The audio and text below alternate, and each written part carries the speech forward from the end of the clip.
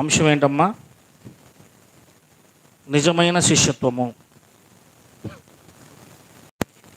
గురువుకు విధేయుడు. మరి మన గురువు ఎవరు? 23వ అధ్యాయము మత్తయి సువార్త 11వ వచనంలో 10వ వచనంలో మరియు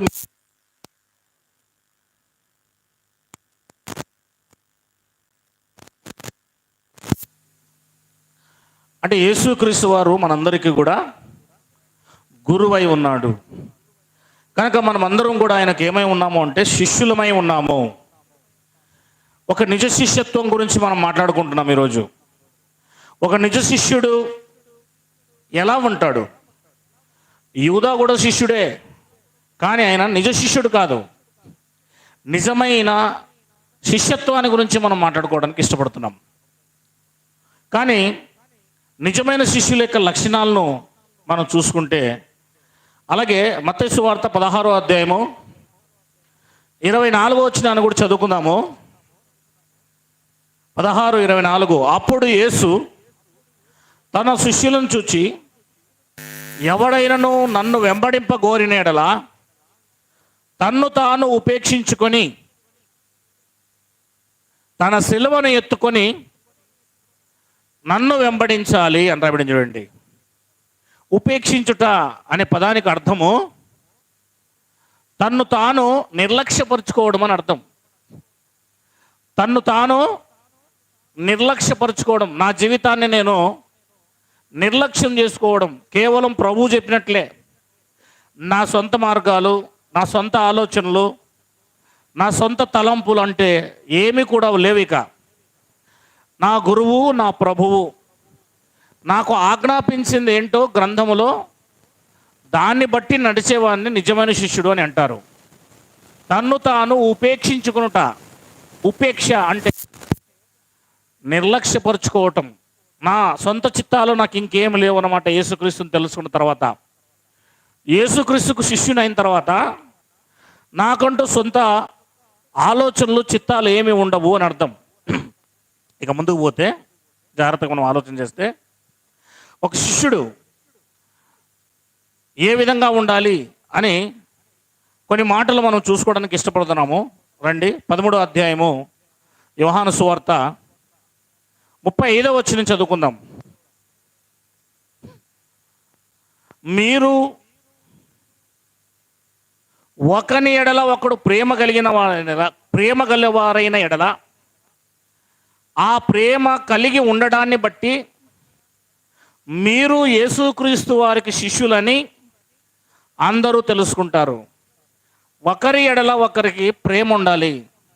సంఘములో ఒకరి ఎడల ఒకరికి ఏముండాలమ్మా? ప్రేమ ఉండాలి. ప్రేమ అంటే ఎలాంటి ప్రేమ? మనిషి ఊరికే పైకి మాట్లాడడం కాదు, కానీ అవసరతల్లో సహాయం చేసేవారిగా, అవసరతలో, అనారోగ్య స్థితిలో, చావు బతుకుల్లో ఒకరికి ఒకరు క్రియారూపకంగా సహాయం చేసే రీతిగా ప్రేమను పంచాలి. ప్రేమ అంటే క్రియలు లేని ప్రేమ వ్యర్థము అని బైబిల్ చెప్తుంది. కనుక క్రియలతో కూడిన ప్రేమ ఎవరైతే చేస్తూ ఉన్నారో వారు నిజమైన శిష్యులు. ఎవరండి? నిజమైన శిష్యులకు ఉండవలసిన లక్షణాల గురించి మనం మాట్లాడుకుంటున్నాం. నిజమైన శిష్యత్వం ఏంటో మనం మాట్లాడుకుంటున్నాం. నిజమైన శిష్యులకు ఏముంటుందని చెప్పండి మరొకసారి.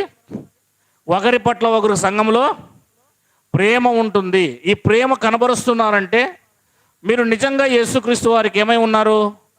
శిష్యులై ఉన్నారు. ఇది మీరు గమనించాలి. ఇవన్నీ కూడా మనం కలిగి ఉండాలని వాక్యం సెలవిస్తుంది. వాక్యం అంటే దేవుడు. ఆ దేవుడు చెబుతున్నట్లుగా మనం నిలబడాలి, నడవాలి. 8 యోహాను సువార్త మరొక మాటను చదువుకున్నట్లయితే 31వ వచనము. కాబట్టి యేసు, కొంచెం బేస్ పెట్టు, తనను నమ్మిన యూదులతో, మీరు నా వాక్యమందు నిలిచిన వారైతే నిజముగా నాకు శిష్యులై ఉండి సత్యమును గ్రహించెదరు. చూసారా? మీరు నా వాక్యమందు నిలిచిన వారైతే నిజముగా నాకు శిష్యులై ఉండి సత్యమును గ్రహిస్తారు. ఒక వ్యక్తి సత్యాన్ని గ్రహించాలంటే యేసుక్రీస్తు వారి వాక్యాన్ని ముందు నమ్మాలి, దాని ప్రకారం జీవించాలి, నడవాలి. అప్పుడే యేసుక్రీస్తు వారికి ఏమవుతారంటే వాళ్ళు, నా వాక్యమందు నిలిచిన వాడే నిజమైన శిష్యుడు. ఇంతకుముందు ఏం చెప్పాడు? తన ప్రాణమును సైతము తన్ను తాను సైతము ఉపేక్షించుకున్నవాడే నిజమైన శిష్యుడు. ఒకరి పట్ల ఒకరికి ప్రేమను చూపేవాడే నిజమైన శిష్యుడు. వాక్య ప్రకారం జీవించేవాడే నిజమైన శిష్యుడు అని మనకి ఇన్ని మాటలు చెబుతా ఉన్నది వాక్యము లేదా గ్రంథము. 14కు వచ్చినట్లయితే లూకాసు వార్త మరలా 25 నుంచి చూసుకుందాము. యేసుక్రీస్తుని బహు జనసమూహం వెంబడిస్తున్న సమయంలో వాళ్ళ వైపు తిరిగి ఆయన చెప్పిన మాట, ఎవడైనా నా యొద్దకు వచ్చి తన తండ్రిని, తల్లిని, భార్యను, చదివేవాళ్ళేరా, పిల్లలను, అన్నదమ్ములను, అక్క చెల్లెండ్రను, తన ప్రాణమును సహా ద్వేషింపకుంటే వాడు నా శిష్యుడు కానేరుడు. ఇక్కడ చాలా విషయాలు ఉన్నాయి. ఇది మీకు ఇంతకుముందు చెప్పాను. మరొకసారి ఒక సందర్భంలో మనం మాట్లాడుకుంటున్నాం కనుక తప్పనిసరిగా ఈ విషయాలు మనం తెలుసుకోవాలి. ఊరికే పరలోకం అనేది రాదు. దేవుడు తన గ్రంథములో తన చిత్తాన్ని రాయించాడు. ఆ చిత్తానుసారంగా జీవిస్తేనే, మనం అలా మౌల్ట్ అవుతేనే, లేకపోతే మనం అలా మలచబడితేనే మనకు ఖచ్చితంగా దేవుడు స్వర్గాన్ని ఇవ్వడానికి సిద్ధంగా ఉన్నాడు, పరలోకాన్ని ఇవ్వడానికి సిద్ధంగా ఉన్నాడు. ఒకటి, తల్లిదండ్రులను, అన్నదమ్ములను, అక్క చెల్లెండ్లను, చివరికి తన ప్రాణాన్ని సైతం ద్వేషించకపోతే నా శిష్యుడు కానేరడు అని ఇక్కడ స్పష్టంగా చెప్తా ఉన్నాడు. కనుక శిష్యుడు అవ్వాలి అంటే అందరికంటే ఎక్కువగా ఎవరికి లోబడాలి, ఎవరు చెప్పినట్లు వినాలి అని అంటే యేసుక్రీస్తునే మన గురువు చెప్పినట్లు వినాలి. 7:27 మరి ఎవడైనను తన సిలువను మోసుకొని తన్ను వెంబడించినడలా లేదా నన్ను వెంబడించినడలా వాడు నా శిష్యుడు. ఒకవేళ నన్ను వెంబడింపకపోతే వాడు నా శిష్యుడు. అసలు వెంబడించడం అంటే ఏంటి? ఇక్కడ వెంబడించకపోవడం అంటే ఏంటి? వెంబడించడము, వెంబడించకపోవటం. దీన్ని లూకాసు వార్త 9లో ఒకసారి చూసినట్లయితే మనము 57వ వచనం, వారు మార్గమున వెలుచుండగా ఒకడు, నీవు ఎక్కడికి వెళ్ళినా నీ వెంట వచ్చేదనని క్రీస్తుతో చెప్పాను.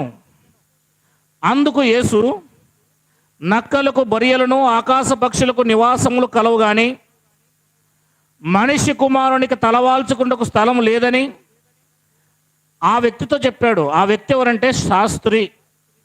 ఆ వ్యక్తి ఎవరు? శాస్త్రి. ఏమన్నాడు?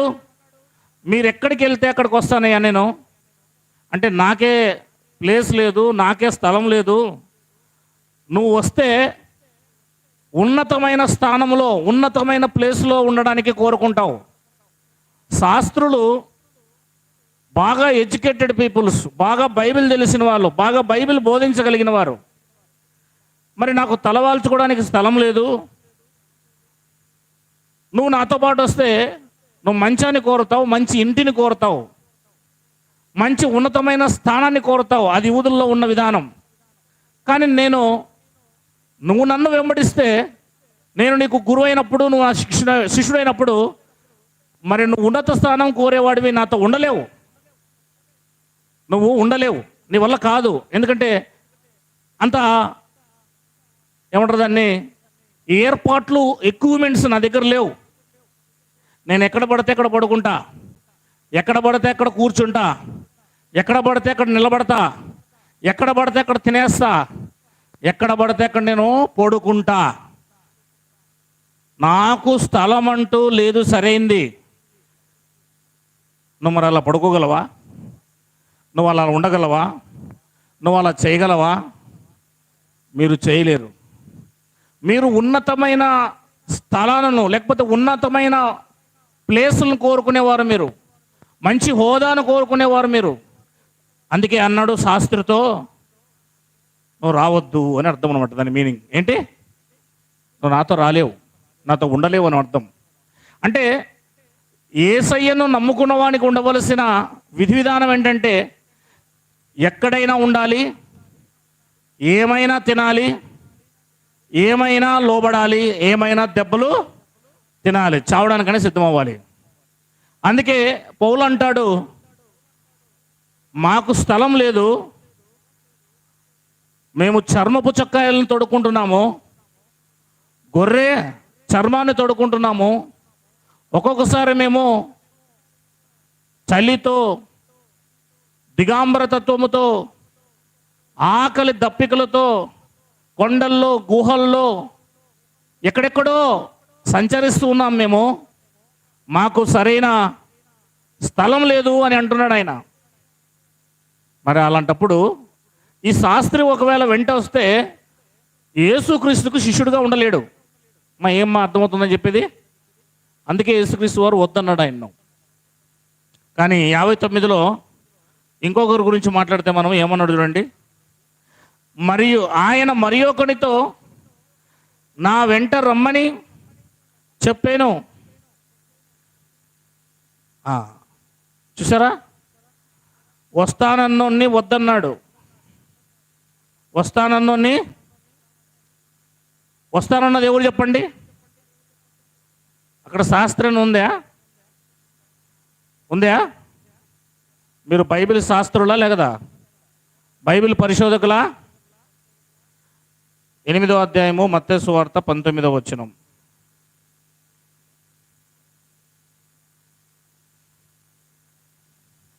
అంతటా ఒక శాస్త్రి వచ్చి, బోధకుడువా, నీవు ఎక్కడికి వెళ్ళినను నీ వెంట వచ్చేదనని ఆయనతో చెప్పాను. అందుకు యేసు, నక్కలకు బొరియలను ఆకాశ పక్షులకు నివాసములు కలువు గాని మనిషి కుమారునికి తలవాల్చుకున్నటకైనను స్థలము లేదని అతనితో చెప్పాను అని రాయబడి చూడండి. శిష్యులలో మరి ఒకడు, ప్రభువా, నేను మొదట వెళ్ళి నా తండ్రిని పాతిపెట్టుటకు నాకు సెలవిమ్మని ఆయనను అడగగా, యేసు అతన్ని చూచి, నన్ను వెంబడించుము, మృతులు తమ మృతులను పాతిపెట్టుకునిమ్ము అని చెప్పాను.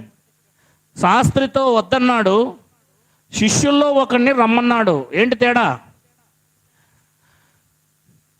శిష్యుణ్ణి రమ్మంటాడు తనతో.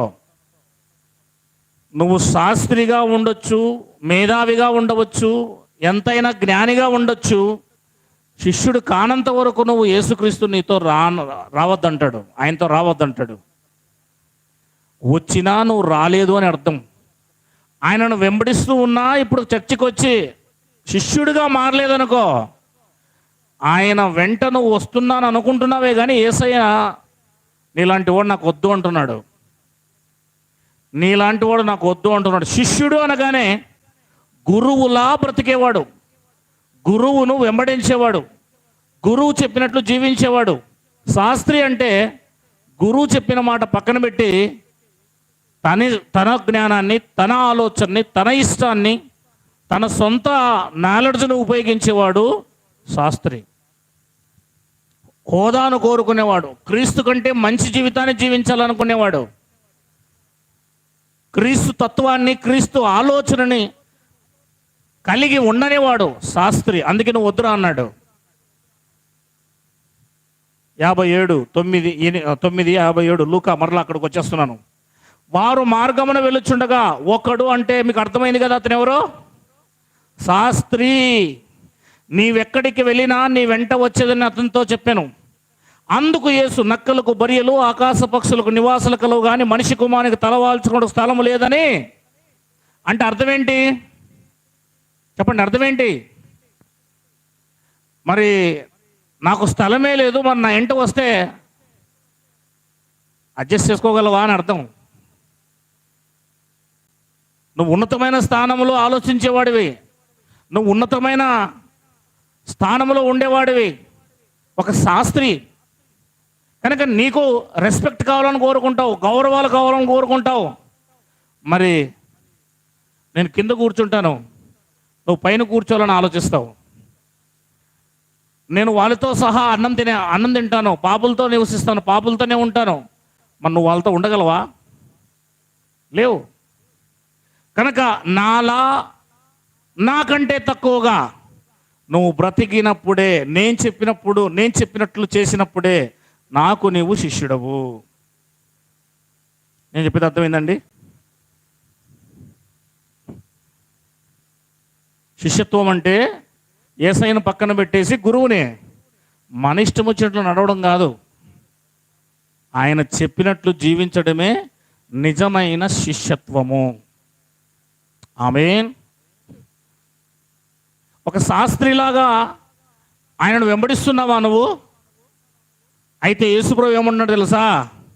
నువ్వు ఉన్నతమైన శిష్యుడివి కానీ నిజమైన శిష్యుడు కాదు. ఉన్నతమైన శిష్యుల్లా ప్రవర్తిస్తున్నావే కానీ నువ్వు నాకు సంబంధించినవి కాదు. నీ రూట్ వేరు. అందుకే రెండో వాడి దగ్గరకు వచ్చేపాటికే యేసుక్రీస్తు వారు ఏమన్నారు చూడండి, ఆయన మరొకనితో అది అసలు ఇతను వస్తానని చెప్పలేదు. ఖాళీగా అట్లా నిలబడుకొని ఉంటే నువ్వు వస్తావా నైంట అన్నాడు చూడండి. ఆయనతో ఏమన్నాడు? శాస్త్రితో ఏమన్నాడు? వద్దన్నాడు. వస్తానంటే వద్దంటున్నాడు, రానంటే పిలుస్తున్నాడు. కారణం, వీడి దగ్గర శిష్యత్వపు లక్షణాలు ఉన్నాయి, ఆడి దగ్గర శిష్యత్వపు లక్షణాలు లేవు. క్రైస్తవుడు అంటే ఎక్కడైనా ఉండగలగాలి, ఎలాగైనా ఉండగలగాలి. హోదాలు కోరుకునేది క్రైస్తవిత్వమో కాదు. గొప్పగా ఉండడం నేర్చుకునేది క్రైస్తత్వమో కాదు. సామాన్యతలో ఉండడమే క్రైస్తవ్యం. ఇకపోతే అతను ఏమన్నాడు చూడండి ఆ మాట అన్నప్పుడు, ఆయన మరి ఒకడితో నా వెంట రమ్మని చెప్పాను. అతడు నేను వెళ్ళి మొదట నా తండ్రిని పాతిపెట్టి వచ్చుటకు సెలవు ఇమ్మని మనవి చేశాను. ఎవరు? శిష్యుడు. అందుకు ఆయన మృతులు తమ మృతులను పాతి పెట్టుకునేనేమో ఏమన్నాడండి యేసుక్రీస్తు వారు? అంటే ఇక్కడ ఇది ఇజ్రాయేలియన్సే కదా వీళ్ళు. ఎవరితో మాట్లాడుతున్నాడు? 3.5 years యేసుక్రీస్తు వారు ఎవరితో మాట్లాడుతున్నారు? కాన్సెప్ట్ అర్థం కావాలా? ఇజ్రాయేల్ దగ్గరికే వచ్చాడు, ఇజ్రాయేల్తో మాట్లాడుతున్నాడు. అంటే ఇప్పుడు ఇజ్రాయేలీయుడే వీడు కూడా. ఇప్పుడు ఇతనేమంటున్నాడంటే మా నాన్న చనిపోయాడు అంటే ఆయన ఏమంటున్నాడు? మృతుల్ని పాత పెట్టుకుని అన్నాడండి. 2 types ఆఫ్ డెడ్ బాడీస్ ఉన్నాయి ఇక్కడ. మృత్యువులు కలిగిన వారు ఉన్నారు అక్కడ. ఒకటి భౌతిక మృత్యుడు, 2 ఆత్మీయ మృత్యుడు. హోషేయ గ్రంథము అందరితో ఉందా? బైబిలు ఉందా లేదమ్మా? అయితే బైబిల్ తెరవండి. అయితే బైబిలు తెరవండి. 13వ అధ్యాయం మొదటి వచనం. ఇంగ్లీష్లో కూడా రెడీ చేసుకొని పెట్టుకోండి. అమ్మ చదువమ్మా. ఇది ఇశ్రాయేలుతో మాట్లాడుతున్నాడా? ఏకకంఠంతో చెప్పండి. ఇక్కడే ఉన్నారా? హోషేయ గ్రంథము ఇశ్రాయేలుతో మాట్లాడుతున్నాడు. Okay, right. ఎఫ్రాయిము మాట్లాడినప్పుడు భయము కలిగెను. అతడు ఇజ్రాయేలు వారిలో తన్ను గొప్ప చేసుకునేను. తర్వాత బయలుదేవతను బట్టి అపరాధి అయి అతడు ఏమాయను? ఇంగ్లీష్లో ఏముంది?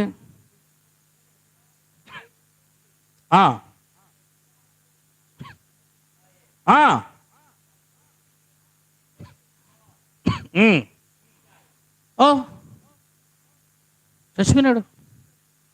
ఎఫ్రాయిం చనిపోయింది. ఎఫ్రాయిం ఏమైందమ్మా? ఎఫ్రాయిం గోత్రం ఏమైంది? చచ్చిపోయింది. నాశనం అని తెలుగులో ఇంగ్లీష్లో మరణించెను, డైడ్. బాగా అర్థం అవ్వాలి.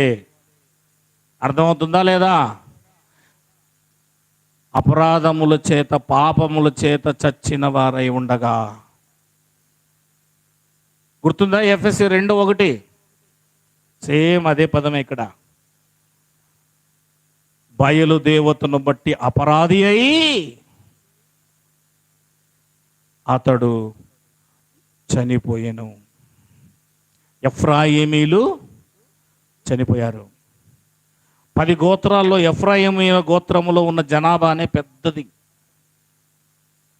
ఎఫ్రాయిము గోత్రము ఇజ్రాయేలీలకు 10 గోత్రాలకు ఒక సూచనగా ఉంటుంది. ఇటు ఎఫ్రాయిము చనిపోయిందంటే ఇజ్రాయేలీలు కూడా చనిపోయినారని అర్థం. బెన్యామీను గోత్రము యూదా గోత్రం ఉన్నను బెన్యామీను గోత్రము యూదా గోత్రం అనడు, యూదానే అంటాడు. ఎందుకంటాడు? యూదులు ఎక్కువ ఉంటారు కనుక, మెజార్టీ. ఇజ్రాయేలీల గోత్రము అని అన్ని గోత్రాలు చెప్పడు, ఎఫ్రాయిము అని అంటాడు. అంటే ఇజ్రాయేలీల గోత్రములు కూడా అందులో కలిసి వస్తారని అర్థం, మెజార్టీ. అర్థమవుతుందా? బయలుదేవతలకు ఆరాధన చేసిన వారంతా ఇప్పుడు ఏమవుతున్నారు? విగ్రహారాధన చేస్తే ఏంటి? చచ్చిపోయి ఉన్నాడు ఉన్నారండి, ఆత్మీయంగా చచ్చిపోయి ఉన్నారు. అయినను అంటే అర్థం ఏంటి?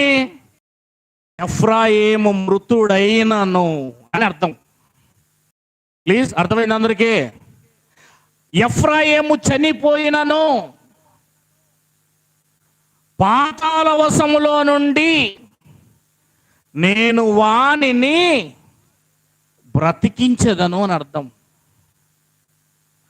పాతాళం అంటే పాతాళం కాదు, అక్కడ వాడిన భాష సమాధిలో నుండి అని అర్థం. పాతాళం అంటే హెల్ కాదు, ఏంటి, జస్ట్ ఊరికే సమాధి. అంటే ఆత్మీయ సమాధి. ఏ సమాధి? ఆత్మీయంగా సమాధి అయిపోయారు వాళ్ళు. దీని మీనింగ్ అర్థం కావాలి. అయినను పాతాళ వశములో నుండి నేను వారిని రక్షిస్తాను, బ్రతికిస్తాను, విమోచిస్తాను. అర్థమైందా? మృత్యువు నుండి వారిని. ఏ మృత్యువు? వెరీ గుడ్, అందరు చెప్పాలి. మృత్యువా, చదవండమ్మా. ఓ మరణమా, నీ విజయం ఎక్కడా? ఓ మరణమా, నీ ముల్లెక్కడా? పశ్చాత్తాపము నాకు పుట్టదు. ఇప్పుడు చెప్పండి, ఎఫ్రాయిము భౌతికంగా చనిపోయిందా, ఆత్మీయంగా చనిపోయిందా విగ్రహారాధన చేసి? అందరూ చెప్పాలి. ఇప్పుడు ఆత్మీయంగా చనిపోయిన వారిని ఆత్మీయంగా లేపుతున్నాడా, భౌతికంగా లేపుతున్నాడా సమాధుల్లో నుండి? Very good. 15వ అధ్యాయము కొరింథీయులకు రాసిన పత్రిక 55, 54.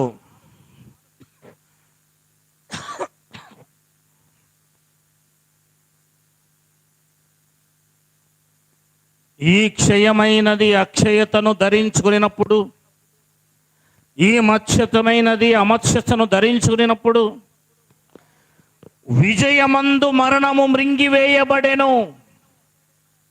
విజయమందు మరణము, అర్థమవుతుందా? 30 సంవత్సరాల నుంచి బైబిల్ చదివినోనికి అర్థం కాలేదు నా మాటలు. మీకేం అర్థం అవుతాయి? ఏం గిద్దాను బదర్?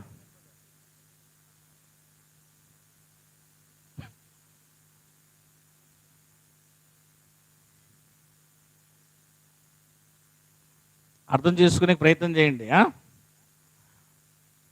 మా అర్థమవుతుందా నేను చెప్పే మాట? 54. ఈ క్షయమైనది అక్షయతను ధరించుకున్నప్పుడు, ఈ మత్స్యమైనది అమత్స్యతను ధరించుకున్నప్పుడు విజయమందు మరణము మృంగివేయబడెను. విజయమందు మరణం ఏమైంది? మృంగివేయబడెను. ఏంది మింగివేయబడింది?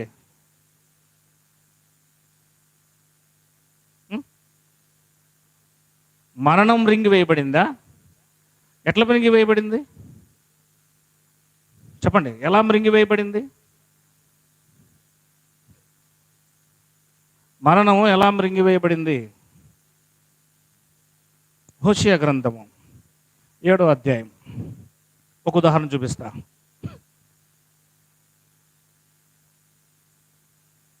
7వ వచనం చక్కగా బాగా నీట్గా చదివాలి, చదవండి. కొయ్య కాలునట్లు వారందరూ బహుమంట మంది తమ న్యాయాధిపతులను వింటున్నారా? భాష ఎలాంటిదో, అందుకే బైబిల్ భాష మనకు తెలియాలనాలి. ఫస్ట్ పొయ్యి కాలునట్లు వారందరూ బహుమంట మండి తమ న్యాయాధిపతులను మృంగివేయుదురు. న్యాయాధిపతులు ఎట్లా మింగివేస్తారండి? వారి రాజులందరూ కూలుదురు. వారిలో నన్ను సన్మానించువాడొకడును లేడు. ఎఫ్రాయిము అన్యజనులతో కలిసిపోయెను.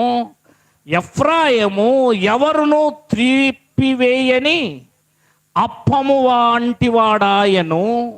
అన్యజనులు అతని బలమును మృంగివేసినను, అది అతనికి తెలియకపోయేను అన్నప్పుడు చూడండి. బాగా వింటున్నారని చెప్పేది. ఎఫ్రాయిము అన్ని జనులతో కలిసిపోయాను. ఎఫ్రాయిము ఎవరు తిప్పని అప్పం వంటి వాడాయను. అన్యజనులు లేదా అన్యులు అతని బలమును మృంగివేసినను, అది అతనికి తెలియక. మృంగివేయటం అంటే ఏం చెప్పండి ఇక్కడ? చెప్పండి, మృంగివేయటం అంటే అర్థం ఏంటి? పూర్తిగా ఎఫ్రాయిం ఏమైపోయాడు? అన్యజనుడుగా మారిపోయాడు, అన్యజనులలో కలిసిపోయాడు. అంటే ఇక్కడ చూడండి జాగ్రత్తగా, ఇది అన్ని జనాంగం అనుకోండి, ఇది ఎఫ్రాయిం. సరే, మీకు అర్థం కావాలంటే బాగా కొంచెం వినండి. ఇది ఎఫ్రాయిం ఏంటి? ఇది అన్ని జనాంగం.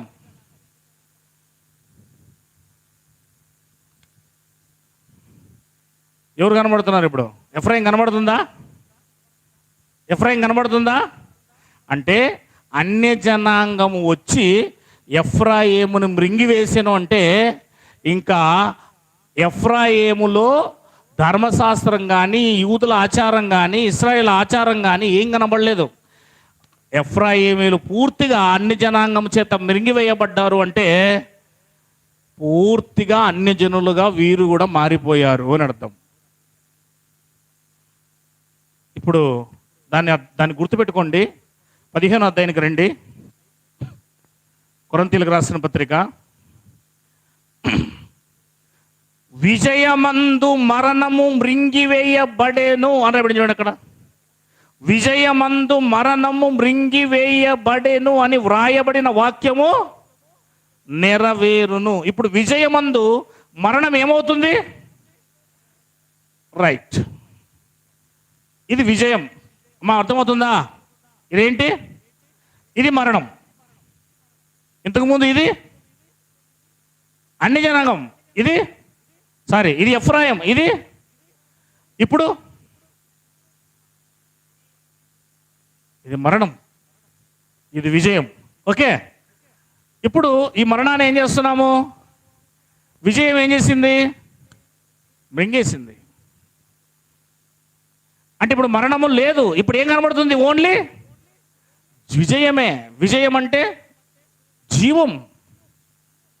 విజయం అంటే జీవం. విజయం అంటే జీవమా కాదా? మీ విశ్వాసం లోకాన్ని జయించుచున్నది అంటే అదేంది? విజయం. విజయం అంటే జీవం. కనుక ఇప్పుడు విజయం ఏం చేసింది? మరణాన్ని మృంగివేసేసింది అన్న వాక్యం ఎక్కడ రాయబడింది? హోషియా 14లో చదివారు కదా, 3:13-14. ఇప్పుడు 55 చదువుదాం. ఓ మరణమా, నీ విజయం ఎక్కడా? ఓ మరణమా, నీ ముల్లెక్కడా? మరణపు ముళ్ళు పాపమునకున్న బలము. ఇప్పుడు రివర్స్ కొడదాం. ధర్మశాస్త్రం అనే బలము పాపాన్ని తీసుకొచ్చింది. ఆ పాపము ఒక ముళ్ళు, ఆ ముళ్ళు మరణాన్ని తీసుకొచ్చింది. ఆ మరణము అంటే ధర్మశాస్త్రాన్ని మీరటం వల్ల ఎఫ్రాయిములు కావచ్చు, ఇశ్రాయేలీలు కావచ్చు, వారు పాపులుగా పరిగణించబడ్డారు. ఆ పాపులుగా పరిగణించబడ్డం వల్ల వారు మరణించారు. ఏమయ్యారు? మరణించారు. ఇప్పుడు మరణించిన వారిని ఎవరు మృంగాలి? యేసుక్రీస్తు వారు, వాక్యం. అందుకే పైన క్షయమైనది అక్షయత చేత ధరించుకున్నప్పుడు, అంటే క్షయమైన దాన్ని అక్షయత వచ్చి మింగేస్తుందని అర్థం. నేను చెప్పేది అర్థమైందా? క్షయమైన దాన్ని అక్షయత వచ్చి ఏం చేస్తుంది? మృంగివేస్తుంది. ధరించుట అంటే మృంగివేయుటే ఒక రకంగా చెప్పాలంటే. నా శరీరాన్ని కప్పుతుంది నా డ్రెస్ అంటే నా శరీరాన్ని ఏం చేసినట్లు? ఇప్పుడు ఇది ఒక రకంగా మృంగివేసినట్లే. 56. అయినను మన ప్రభువైన యేసుక్రీస్తు మూలముగా మనకు జయం అనుగ్రహించుచున్న దేవునికి స్తోత్రములు కలుగునుగాక. అంటే ఇప్పుడు యేసుక్రీస్తు మూలముగా ఏం వస్తూ ఉంది? మరణం మీద జయం. అంటే ఆ విజయము మరణాన్ని మిగులుతుంది. ఏ మరణాన్ని మిగులుతుంది? ఆధ్యాత్మికంగా చనిపోయారు కదా వాళ్ళు, ఆ మరణాన్ని మింగి విజయము వారికి మరణం మీద విజయాన్ని తీసుకొస్తుంది. క్రొత్త నిబంధన తీసుకొచ్చేది ఏంటంటే విజయం. ఎప్పుడు అంటే ఇది బాప్తిస్మం తీసుకొని మారుమనసు పొందుకున్నప్పుడు. ఆ పునరుద్ధానం ఇది చనిపోయి తిరిగి లాస్ట్ రోజున లేచేది కాదు. ఇది పాత నిబంధనలో చెప్పింది కొత్త నిబంధనలో ఏం కావాలి? నెరవేరాలన్న సూత్రం పట్టుకొని మనం తిరుగుతూనే ఉన్నాం ఎప్పటి నుంచో వీధుల గుండా. కనుక పాత నిబంధనలో చెప్పబడిన ఆ యొక్క 13వ అధ్యాయం వాళ్ళకు సంబంధించింది. అది ఏమండి? ప్రవచనం 13-14లో ఉందంటే ఎవరిది? అది ఇశ్రాయేలీలది. మరి ఆ ఇశ్రాయేలీలు ఏమై ఉన్నారు? ఆత్మీయ మృతులై ఉన్నారు, ఆత్మీయంగా డెడ్ అయి ఉన్నారు, చనిపోయి ఉన్నారు. కనుక వాళ్ళకి కొత్త నిబంధన వచ్చినప్పుడు ఆ ధర్మశాస్త్రం నుంచి వాళ్ళు మృతులుగా ఉన్నవారు ఏమవ్వాలి? జీవంలోనికి రావాలి. మృత్యువు చచ్చిపోవాలి, మృత్యువు చనిపోవాలి, జీవంలోనికి రావాలి. అలా మృత్యువు చావాలంటే యేసుక్రీస్తు కావాలి. ఎవరు కావాలి? 9వ అధ్యాయం లూకా సువార్త 60.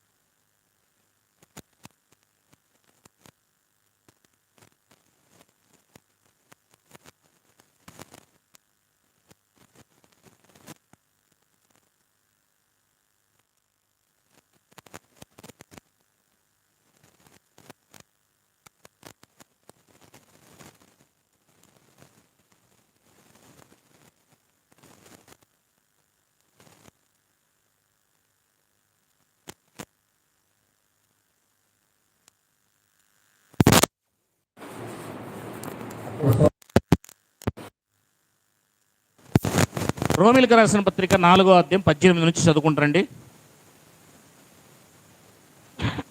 నీ సంతానము ఇలాగుండునని చెప్పు దానిని బట్టి తాననేక జనములకు తండ్రి అగునట్లు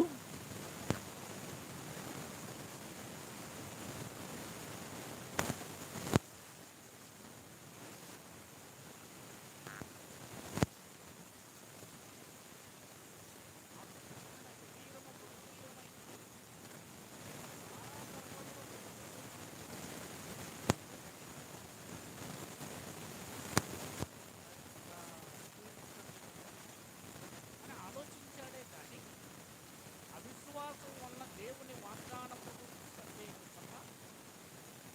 దేవుని మహిమపరిచి ఏ స్థితిలో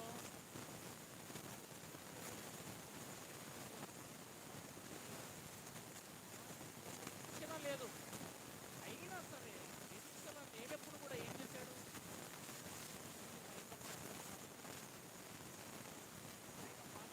చేసిన దానిని నెరవేర్చుటకు సమర్థుడని రూఢిగా విశ్వసించి విశ్వాసం వలన బలమునొందెను అని రాయబడింది. అక్కడ విశ్వాసం వల్ల ఏం నొందాడు అంటే మనల్ని విశ్వాసం ఏం చేస్తుంది? మీకు ఒక విషయం తెలుసా అండి, విశ్వాసము దేవుణ్ణి రంగం మీదకి తీసుకొస్తుంది. విశ్వాసం ఏం చేస్తుందమ్మా? మీకున్న విశ్వాసము దేవుణ్ణి రంగం మీదకి తీసుకొస్తుంది.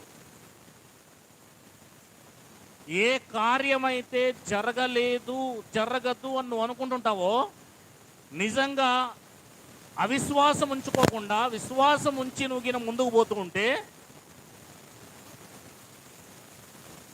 ఆ విశ్వాసము ద్వారా దేవుడు రంగం మీదకి వచ్చి నిలబడతాడు, కార్యం చేస్తాడండి దేవుడు ఖచ్చితంగా. బైబిల్ అంతట్లో మీరు గమనిస్తే విశ్వాసము దేవుణ్ణి రంగం మీదకి దించేస్తుంది. ఒక్క విశ్వాసం తప్ప దేవుని రంగం మీదకి దించేది. ఒక ఉదాహరణ చెప్తా. శద్రకు మెషకు అబేద్నెగోలు ఉన్నారు. అగ్నిగుండములోకి వేస్తామని చెప్పేసి నెబుకద్నెజరు అంటున్నాడు. వాళ్ళల్లో విశ్వాసం ఉందా లేదా? మరి ఆ విశ్వాసము వీళ్ళని అగ్నిగుండంలో వేసినప్పుడు దేవుడు దిగొచ్చాడా లేదా? నీలో నిజంగా విశ్వాసం ఉంటే అది ఏదైనా కావచ్చు. నాకు ఉద్యోగం వస్తుంది, దేవుడు సహాయం చేస్తాడు. నేను పాస్ అవుతాను, దేవుడు సహాయం చేస్తాడు. నేను ఒకరోజు ఉన్నతమైన స్థానంలో నన్ను నిలబెడతాడు దేవుడు, నాకు దేవుడు సహాయం చేస్తాడు అని నువ్వు ప్రతి విషయంలో విశ్వాసం ఉంచి దేవుని మీద ఆధారపడితే ఆ విశ్వాసములో బలహీనత, అవిశ్వాసత రాకుండా ఉంటే చూసుకుంటే ఒక రోజున దేవుడు దిగివచ్చి నీ విశ్వాసాన్ని బట్టి నీకు తప్పనిసరిగా ఆ స్థానాన్ని ఇస్తాడు. అంటే బలహీనం కాకూడదు. నిజం చెప్తున్నా నేను. విశ్వాసమే దేవుణ్ణి దించుతుంది కిందికి. రంగం మీదకి తీసుకొచ్చేది ఏంటంటే విశ్వాసం మాత్రమే. ఆ విశ్వాసాన్ని మాత్రం ఎప్పుడు బలహీనపరుచుకోవద్దండి. ఎందుకంటే నీ సమస్య దేవునికి చాలా చిన్నది. ఇంత మహాసృష్టి కలిగించిన దేవుడికి నీ సమస్య వెంట్రుకతో కూడా సమానం కాదు. కనుక మనకు ఉండవలసింది ఏంటంటే విశ్వాసం. ఏముండాలి? విశ్వాసం. అందుకే ఇక్కడ ఏమన్నాడు అంటే అబ్రహాం గారికి ఉన్న విశ్వాసము వారి యొక్క గర్భములను సైతం తెరవగలిగింది. అంటే దేవుణ్ణి రంగం మీదకి తీసుకురాగలిగింది. దేవునికి మహిమ కలుగునుగాక. ముందుకు పోదాం. లూకాసు వార్త 1వ అధ్యాయం 37వ వచనం వేగవంతంగా.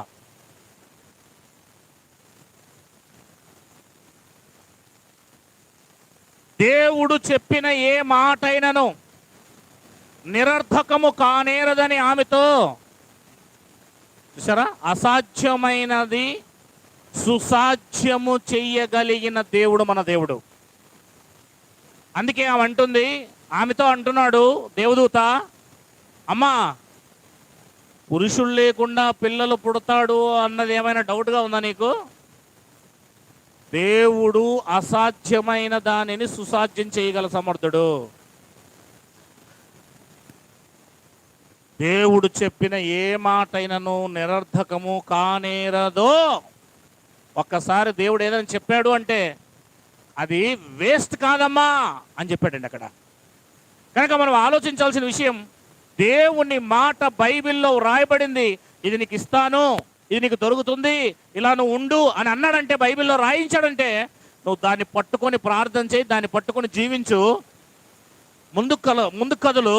ఆమెలా వాక్యాన్ని తీసుకో, సరే ప్రభువా, సరే మీరు చెప్పినట్లే నేను చేస్తానని దేవదూతతో ఆమె అన్నట్టుగాను నెక్స్ట్ క్షణమే గర్భములోనికి యేసుక్రీస్తు వారు పడతారు. అక్కడ యేసుక్రీస్తు వారు ఏ రకంగా అయితే మరియ గర్భములో ఆమె అంగీకరించిన వెంటనే గర్భములో బిడ్డ కలిగాడో, దేవుని ఆత్మ ప్రేరేపణతో నీలో కూడా పరిశుద్ధాత్మ దిగి నీలో వాక్యాన్ని ఉంచి నిన్ను కూడా దేవుని సంబంధిగా చేస్తాడు. నువ్వు అంగీకరించాలి. ఆమె అంగీకరించినట్లు నువ్వు అంగీకరించాలి. దేవుడు నిన్ను తీసుకుంటాడు. అంగీకరించే స్వభావం నీకు ఉండాలి. అంటే నీకు ఏం తెలియాలి తెలుసు? ఫస్ట్ దేవునికి అసాధ్యమైంది ఏది లేదు, ఆయన సుసాధ్యము చేయగలడు అని నమ్మాలి నువ్వు. చూడండి ఆ మాట 18వ అధ్యాయం ఆదికాండములో 14వ వచనంలో రాయబడింది. స్వయాన దేవుడే చెప్పాడు, యెహోవాకు అసాధ్యమైనది ఏదైనా ఉన్నదా? యెహోవాకు అసాధ్యమైన ఏదైనా ఉన్నదా అని అంటున్నాడు. చూడండి, నాకు ఏదైనా అసాధ్యం ఉందా? దేవునికి ఏదైనా అసాధ్యమైనది ఉన్నదా?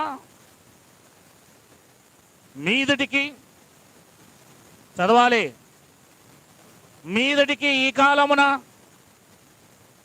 నీ యొద్దకు తిరిగి వచ్చేదను, అప్పుడు సారాకు కుమారుడు కాలుగున నేను. అంటే దేవునికి అసాధ్యమైంది ఏది లేదు అనేది మీరు అర్థం చేసుకోవాలి.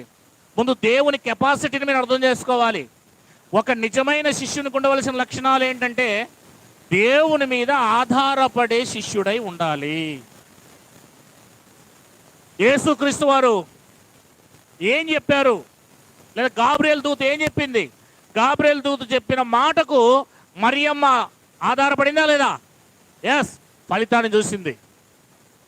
ఇక్కడ అబ్రహాము యెహోవా దేవుడు దిగి వచ్చినప్పుడు, యెహోవా దేవుని గురించి చెప్పినప్పుడు ఆధారపడ్డా లేదా?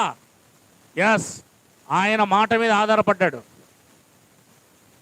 అది మనము రోమాపత్రికలో చూసాం, ఆదికాండంలో చూసాం. ఇకపోతే లూకాసు వార్త 18వ అధ్యాయము 27వ వచనంలో కూడా ఆ మాట రాయబడి ఉంటుంది. ఒకసారి చూడండి.